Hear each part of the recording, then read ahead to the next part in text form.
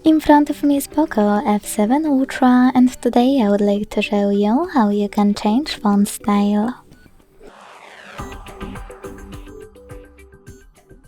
Begin by opening Settings and scrolling to hit Display and Brightness.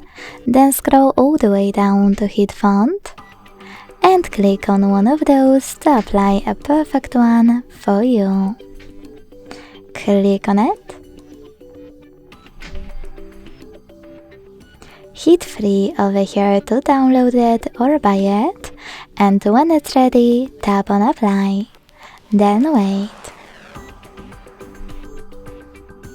As you can see, after that, style of my font has changed.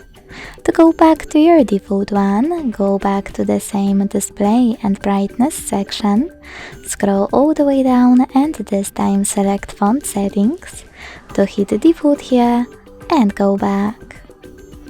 Thanks so much for watching. If you enjoyed this video, don't forget to leave a like, comment and subscribe. Bye!